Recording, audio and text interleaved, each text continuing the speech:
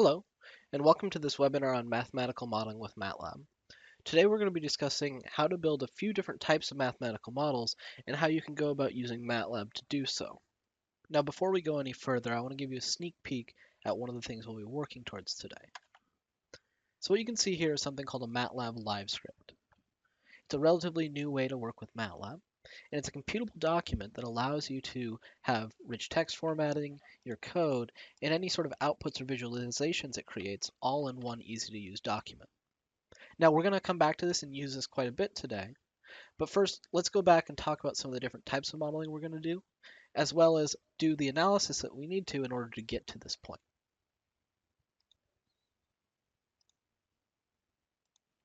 Let's move on to the agenda. So first we're going to discuss what exactly is mathematical modeling and how might you approach this sort of problem using MATLAB. Next, we'll go through a few real-world examples using different types of mathematical modeling, including parametric, black box, and first principles. So what exactly is mathematical modeling? Well, it depends on who you ask. If you go and you ask an engineer, and then a scientist, and then say an economist, you're going to get three different answers. Now, although they are different answers, they do have a common thread through them, and it's that they're using the mathematical language to describe some sort of system or process. Or put another way, you have some inputs, you have some outputs, and you want to build something that relates the two. Now, once we have that model built, we can do a lot of different stuff with it. We can use it to forecast or predict how the system might behave given different values or over time. We can try to optimize how that system behaves based on some sort of performance. In a similar vein, we can design a control system around it. So not only can we explain how the system works over time, we can also use that information to control how exactly it moves over time. Now, when we're doing mathematical modeling, no matter what you're working on, we find that people follow the same sort of workflow. The first step is you need some inputs or you need some data. This can be from files, it could be from software, it could be directly from hardware as well, or if you're working with equations, it could be directly from a textbook or a paper. MATLAB makes it easy to import from any of these sources and get going right into your work. Now, once you have your inputs, you want to start building a model. And this is all part of this step in the process we call this explore and create step. This includes mathematical modeling, but it can also include development of algorithms, applications, other analysis that you need to do on your data, essentially the interesting stuff. And so it's where you want to be able to spend the most amount of your time. Now, you can spend as much time here as you want, but it's not going to be useful until you're able to share it effectively with other people. And sharing it can look like a few different things. You could be generating reports or documentation so people can read about what you're doing. You could be taking the outputs and directly feeding them into other design decisions. Or you could even be deploying them so that they integrate with other software or into larger projects.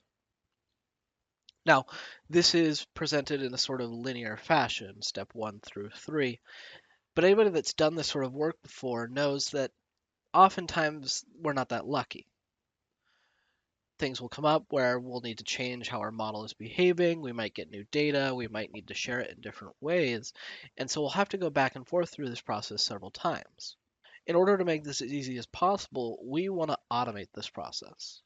When I say we want to automate it, I mean it on two levels. We do want to be able to automate this whole thing so that I can hit a button or type a command.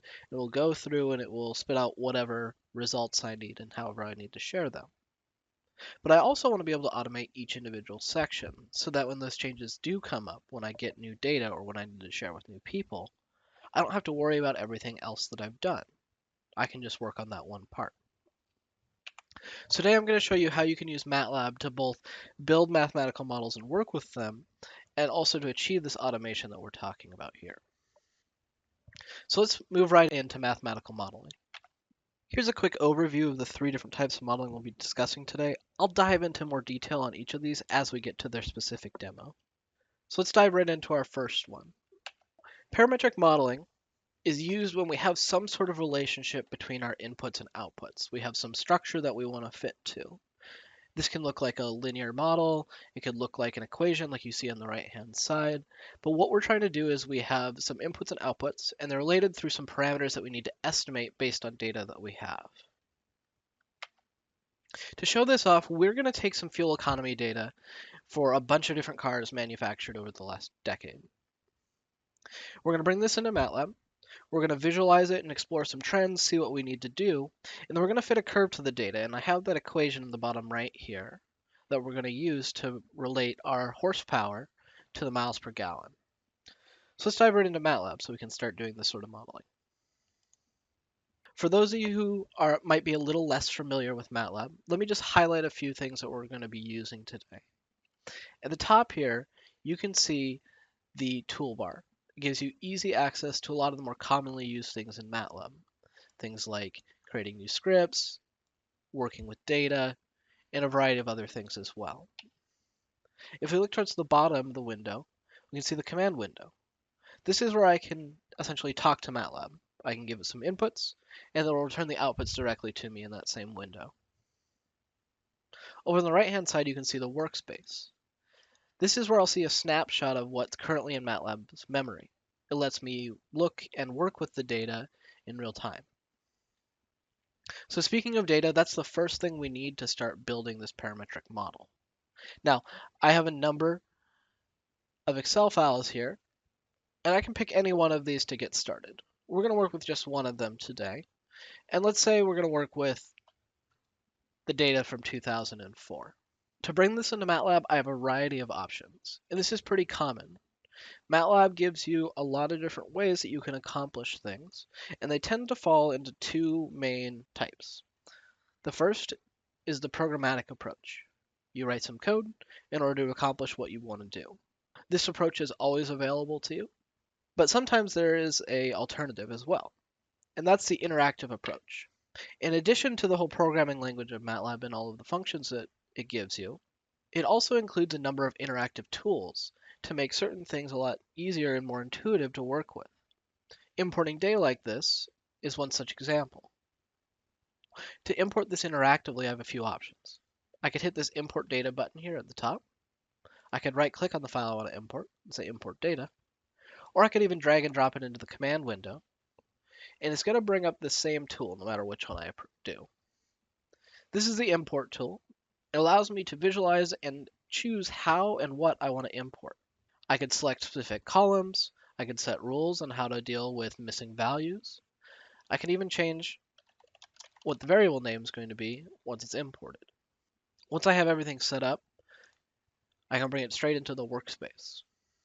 If I go through here and I make a bunch of settings and I want to make sure that I can import this file and any other files that I have that look like it, I have another option as well. I can click underneath the check mark, and it brings up a menu that allows me to choose a few different ways to do this, including automatically generating code for this sort of data import. So I mentioned at the beginning that we want to be able to automate the process as we go along, and this is just one way that we can do it. I brought this data into my workspace already, so we'll deal with that. Now I can click on these variables and I can go through and I can look and see exactly what's there, and I can even edit it if I wanted to. But looking at the table isn't necessarily the easiest way to start working with this data. I want to be able to visualize it all at once, so let's make a plot of some sort. If we remember that equation that I had listed, you'll remember that we're trying to compare our rated horsepower to our miles per gallon. Now, I selected those two columns because I'm going to take the interactive approach again in order to create this visualization. I'm going to go up here and I'm going to use the Plots tab. Now, the reason I use this is because it gives me easy access to every type of visualization that's available in MATLAB. Right now, it's only showing me the ones that work for the data I have selected, so it's essentially filtering out anything it knows won't work. I can see here I'm going to be plotting my rated horsepower versus my miles per gallon. And I'm going to do a scatter plot, because I think that might work best for what we're trying to do. So what do we see? Well, I see a couple things. First thing we're looking for is there even a pattern that I can fit this data to? Remember, I'm trying to fit a curve through here, and so I want to see some sort of discernible shape and not just a random collection of dots. And I do see that. I can see that generally it follows this curve like this. But I also notice another thing. I notice that there's sort of two groupings to this data. There's this top half here, and then underneath it there seems to be a second grouping of data. Follows the same shape, but it's shifted down. So when I start fitting my data to an actual curve or to a parametric model, I'll need to keep this in mind. One, because if I fit it to a single line, I'm probably not going to get the most accurate model. But I might want to see if there's some way that I can divide this data into multiple chunks so I can fit different models to different subsets of the data to try and improve the overall accuracy of it. And I can look through my data here, and I can see if there's any good candidates for that separation. Just doing a quick once over, I can see there's this car versus truck variable. Maybe that's worth looking at. And if I scroll over some more, I see another one, city versus highway. So different gas mileages based on if you're in the city or highway. That might be another good one to look at as well. Now, if we look at my visualization again, you'll notice it's not really complete. There's no labels, there's no title. It's hard to understand really what we're looking at, especially if we're going to share this with somebody later on. Now, I'm going to fix this. I'm going to do it by using something called the plot tools. Once again, this is another interactive set of tools that MATLAB gives you. And what it is it gives you easy access to changing anything you need to about this visualization. So I can click on the axes. And like I said, I'm missing labels right now. So let me add those. My rated horsepower versus the miles per gallon. And we'll add a title, say fuel economy. Now I mentioned before we might want to explore different ways that we can divide this data. And I can do that right here. I can select my data and I can change the color. And I can change this color based on another variable. So if I wanted to say, look at what it looks like if it's city versus highway,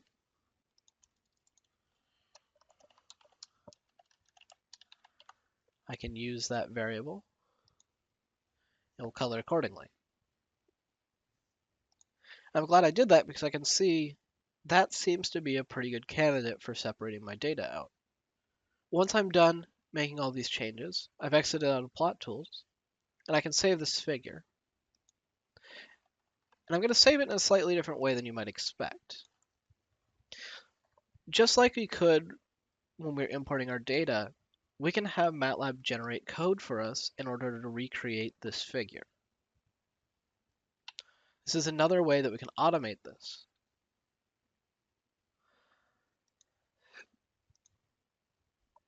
So here's the generated code. I'm going to save it before we can use it. And we can see here, it gives us very readable, fully commented code so we can really understand what we're working with here. I can look up here, and if I want to recreate that figure I had, I will use the function name it's given it, this create figure. And then because it's a function, I need to give it a set of inputs. I need to give it x, y, s, and car data. X and y, I'm going to copy paste this, being that. S is size. I could look into the documentation on scatter to see what that is, but it's size. And I don't want to change that, so I'm going to give it a set of empty brackets to just use the default. And the last one is the color. Now, before we used city highway, and that looks like it could be a good candidate, but we identified another possible variable that we might want to divide by. So let's try that one out now. Now, the reason I can do this is because when I generated this code, it generated the function.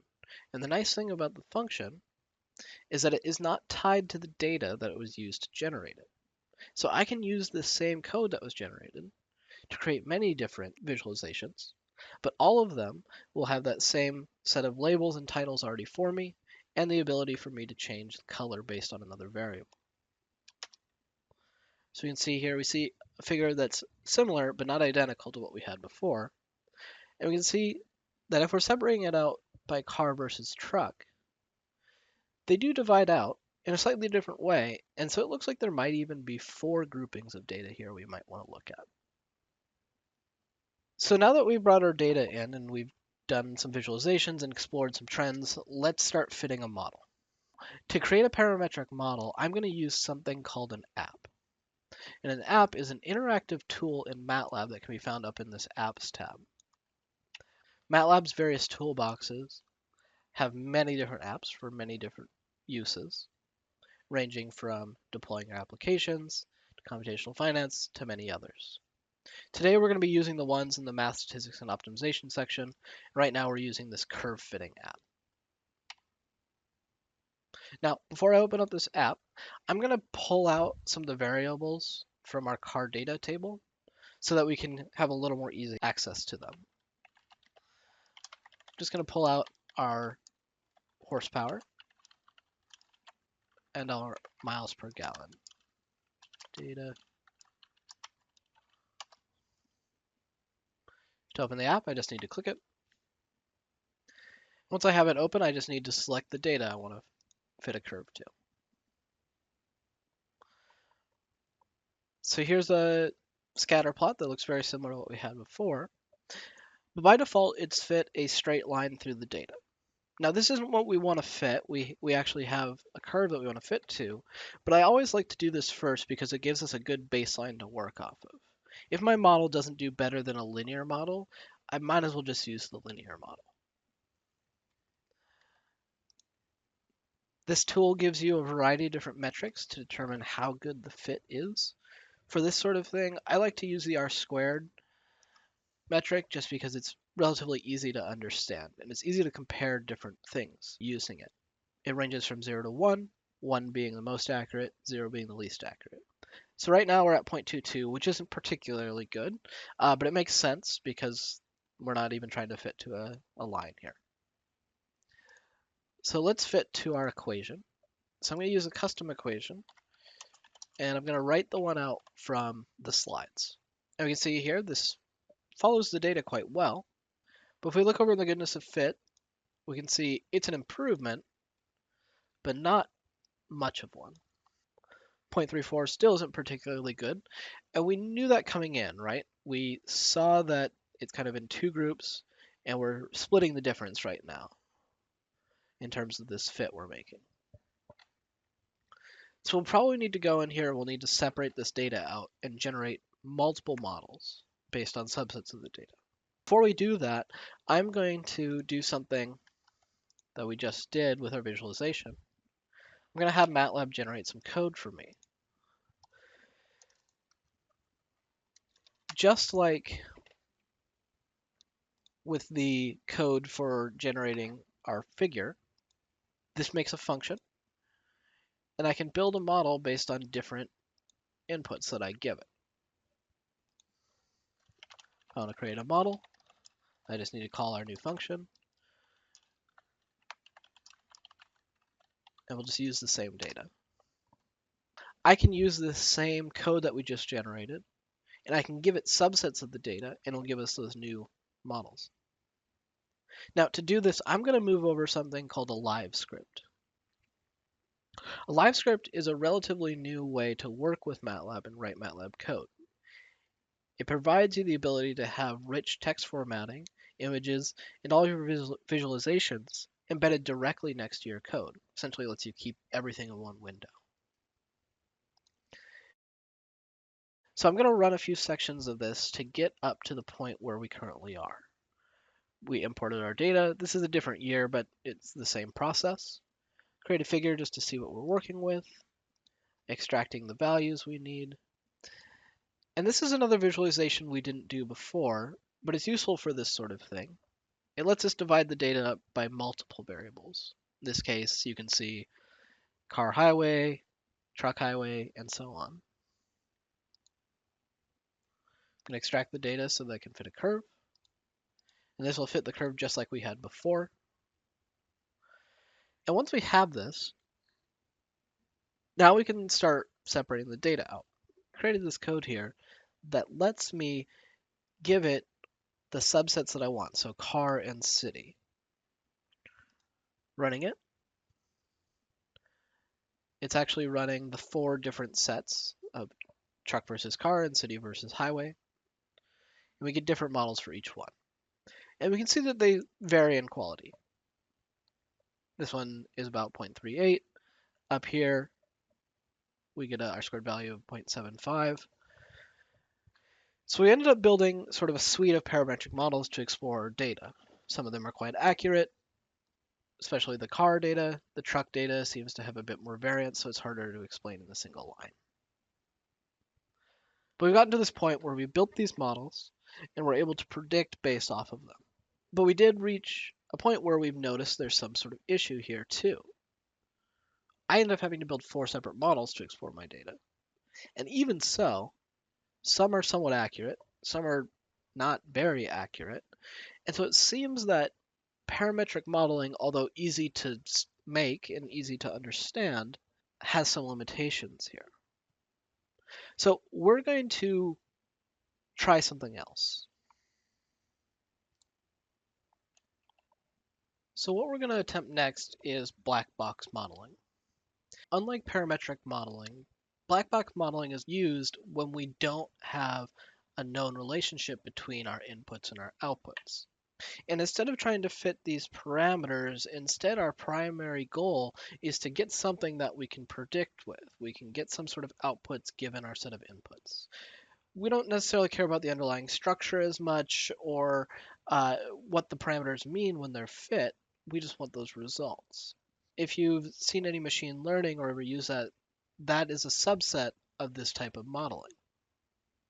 Now, there's a lot of different ways that we can do this. Things like neural networks, decision trees, Gaussian processes. These are all examples of black box modeling, and MATLAB has pre-built functions so that you can build these sorts of structures very easily. So we're going to dive right back into that same demo we were doing before, but instead of taking a parametric model, we're going to build a black box model to try to explain our data. In addition to using the miles per gallon and the rated horsepower, we're going to use some of the other data that's available to us in our data set. Before I do anything else, just let me clear everything so that we can start fresh.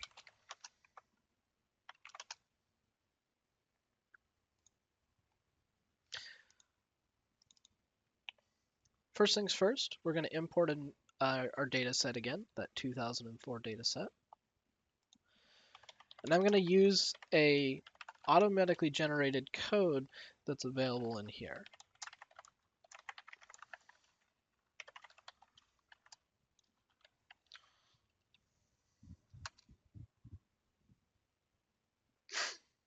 If I click into this, you can see that the table is what we had before.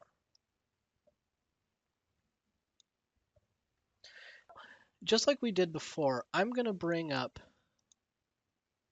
another interactive tool to do this black box modeling. This time, instead of using the curve fitting app, I'm going to use something called the Regression Learner app. The Regression Learner app lets me interactively build black box or non-parametric models in a very similar way that we did with parametric models and the curve fitting tool. First thing I need to do once the tool is open is I need to bring some data in. Now, you can see all of my variables, and it's important that I mark which one is my response, the output, what I'm trying to estimate. In this case, are miles per gallon. Once I have that all set up, I can import it into the tool, and then we can start working with it. First thing I need to do is I need to select which data I actually care about. There are certain variables in here that aren't going to be very useful for what I'm trying to accomplish. If you remember, the data we brought in only has a single value for year. And things like the manufacturer name and car line, there's only going to be 1 or 2 instances where a single value exists. So it's going to make my model needlessly complicated. I could also modify like getting rid of whether it's a police car or not. And I could continue going through here and figuring out which I want to get rid of and which I want to keep. And I could always come back and make changes later. Once I have my data selected, it's time to select my model. You can see here that there's a variety of different models that we can choose from. Just like parametric modeling, when I'm doing this non-parametric modeling, the first thing I like to build is a linear model. It gives me a good baseline from which I can compare any of my other models. The nice thing about them is they're also very fast to train. We can see here that I've got my results. I can see that we have an R-squared value of about 0.97, or 87 rather. Better than we had before. And this is our new baseline, so anything we create from this point on, we're going to try to get better than this. I could also look at this graphically as well. The tool gives you several different visualizations that make it easy to understand what your data looks like and how it's predicting. This visualization plots the actual value versus the predicted value, and the closer it is to this diagonal line, the more accurate it is. You can get a similar visualization in the residuals, where this is essentially the predicted value minus the actual value, and the closer you get to 0, the more accurate it is. So we can see here, as we get in higher values of miles per gallon, our model is less and less accurate. But for anything about 45 and lower, it's pretty accurate within plus or minus 10 miles per gallon. Now I can come back here and I can start choosing different models. I can do something like a regression tree, Gaussian processes. If I don't know which one, another good next step is just train everything that's fast to train. It gives you a few different options, in this case another linear regression and several different trees. And we can start exploring these as well. If I look at this tree, I can see, although there is some noise out of here, the majority of the data actually fits very closely, and we can see it's within plus or minus about 2 miles per gallon. It doesn't get significantly worse as it gets to higher values. And if I look down here, overall, the R-squared value is very close to 1. So that points to me that this model is actually pretty good for what I'm trying to accomplish. Now, I could keep repeating this process. I could go back, I could try different models. And if I wanted to, I could also adjust certain values in my model that I'm working on in order to fine-tune it. And the nice thing about this tool is that it gives you easy access to a lot of different models. So even if I don't know how these work or what they are, I can still run them and compare them side by side with other ones.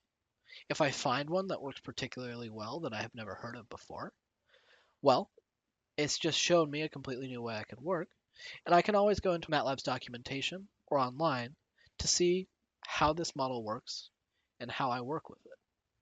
It allows me to very easily explore a wide variety of tools.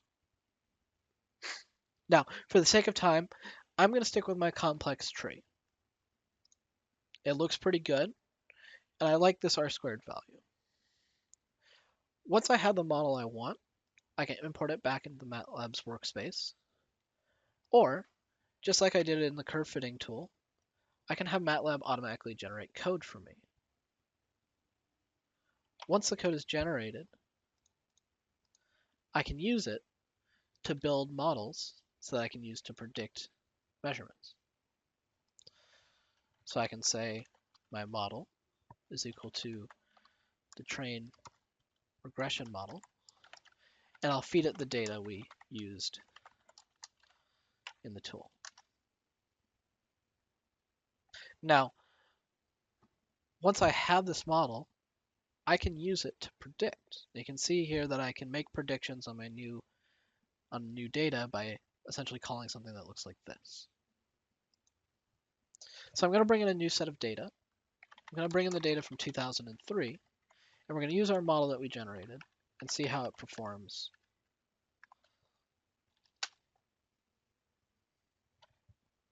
We'll say that yFit is equal to the model predict function of our 2003 data. And once I have that, I can start making a visualization similar like we had in the tool. So I can calculate my residual, which is my actual data, minus my predicted data. And then we can make a plot from it.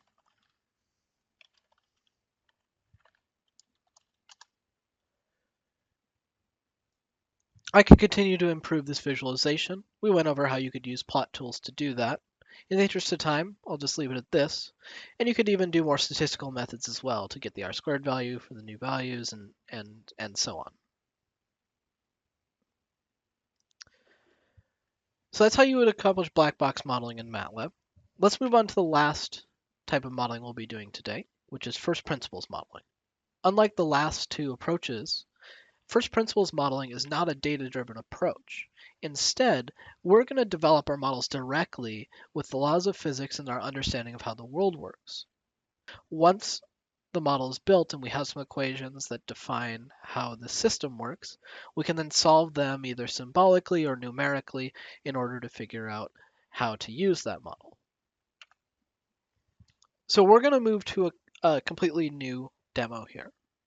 What we're doing is we're trying to optimize how this gantry crane moves as it moves these huge storage containers from a ship onto the shore.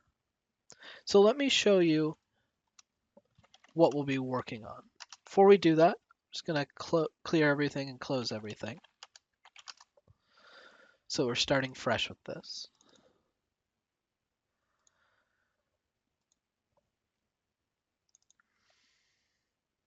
So I'm going to bring up another live script here, and it shows what we're trying to accomplish.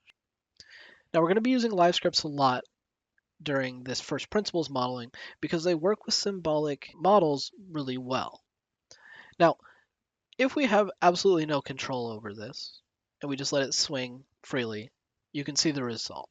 It swings wildly, plus or minus 15 degrees. And if you imagine that ball at the end as something that's multiple tons, you can see the issue here. But if we build our model and we try to optimize it, we try to improve how it runs, we can instead get a result that looks like this. And you can see here that there's barely swinging at all, especially when it gets to the end. But in order to do this, first we need to model how the gantry crane moves, what its dynamics are. Before we dive into that, I'm going to show you how to model a pendulum. And I'm doing this because I want to show you how to use symbolic math in MATLAB. To use symbolic math in MATLAB, first thing you need to do is you need to define variables as Sims variables. And we're going to define Newton's second law. Once we have that, we're going to start subbing values in order to work with this specific problem. So in this case, our acceleration is r times our angular acceleration, which is what we're going to be solving for. I also know that my force is equal to this tangential force due to gravity here, which is the minus mg sine theta. So I'll sub that in as well. Once I have everything substituted in, then I can rearrange my equation a little in order to make it what I'm solving for, so theta double dot in this case. And then I can try to solve this. Now in this case, an explicit solution can't be found because this sine theta term makes it hard to find an analytical solution. So we're going to have to make an approximation here, and we're going to make the small angle approximation. Now because we're trying to minimize how much this gantry crane swings, this is a perfectly valid approximation to make. Once it's made, we can then solve, and here is our solution. Now this solution might look a little complex, but that's because there's no assumptions yet. So we need to add a couple assumptions here. We need to add that we know that the arm will always be a positive number, and we know that the gravity will also be a positive number as well. Once we have that, we can solve again, and we can even sub in values for those parameters as well. The symbolic math toolbox also comes with a set of plotting routines that allow you to very easily visualize what your analytical solutions look like. In this case, I'm plotting this from 0 to 5. So with this workflow in mind, where we're going to define some sim variables, we're going to build up our equations, and then we're going to solve them, let's move from the simple pendulum into our gantry crane. Now, you might be thinking, that pendulum's easy. I could solve those equations by hand, no problem. And you might be right. But when you start moving into more complex problems, this is where this sort of symbolic approach really shines. Let's look at our gantry crane here. We can see that pendulum that we just solved for, but it's actually coupled with this other mass on top that's moving. So we have two coupled masses that are moving, and our equations are going to become a little more complicated because of it. We're going to end up defining some equations of motion for it. And to do this, we're going to have to compute something called the Lagrangian. Now, if you're not familiar with that at all, don't worry. I'm not going to go too deep into the math. I just want to show you that this workflow is very similar to what I just showed you with the simple pendulum, and it continues to work even when you get into these more complicated problems. So like we did before, we're going to define some symbolic variables. We're then going to continue defining them as we need to. And we'll continue representing how this is set up. Now with the Lagrangian, I need to compute the kinetic and potential energies, and then they get combined. And we can see here that we're already getting something fairly complex. There's 6 terms to this. We have some coupled terms here. And to get my equations of motion, I need to start computing partial derivatives. Everybody's favorite thing to compute. And you can see that the math is going to start getting a little messy. Now, if I were doing this by hand, that might be an issue. But I'm not. I'm going to let MATLAB handle all of that messy math for me. I'm just going to say, take my partial differential equations as needed with respect to the different variables that I care about. And out of it comes the equations of motion. Once I have my equations of motion, I'm then just going to rearrange and solve for my theta double dot that I can see right here. And this is what it looks like. Now, once I have that, I can make some more substitutions if I care to. And here's my final result. I can see that theta double dot is equal to minus the acceleration in x times some other things. And all of that math got simplified down into this, but I didn't have to worry about all the bookkeeping and all the extra derivations and partial derivatives and all of that nonsense. I let MATLAB take care of all that for me. Now I have this equation, and I could plot it and I could do whatever I need to. But another nice thing is I can use this function here, this MATLAB function. And what that does is it takes my symbolic expression and it will auto-generate code for me so that I can use that same expression on the numerical side of MATLAB, where a lot of things are. And so what it looks like is this ODE equation, and it writes out the MATLAB form of that equation. And it'll do that no matter how complicated your result ends up being. Saves you a lot of time and headache of just manually copying things over. Now, once we have that ODE equation, we can then do what we did before. I can then use that, and this function here calls that ODE equation and uses it to solve. I can then move this into MATLAB. I can use things like the optimization toolbox around it, or whatever I need to, and integrate it into my larger MATLAB problem. And so I'm able to very comfortably develop these models in a symbolic approach and an analytic approach that people might be familiar with, and then take advantage of everything else that MATLAB has to offer as well. So we went over several different types of modeling here. We did parametric modeling, black box modeling, and then we ended with this first principles modeling. And we figured out that we can solve these in a numeric fashion, symbolic fashion, and we're able to combine these two as well when needed. We can build mathematical models for all sorts of things. We showed off some engineering, some controls, but we also let you build models for science, finance, optimization, and many other things as well. If you're interested in diving a little more deeply into anything we talked about today, we have a number of other webinars as well. With that, thank you for attending today's webinar.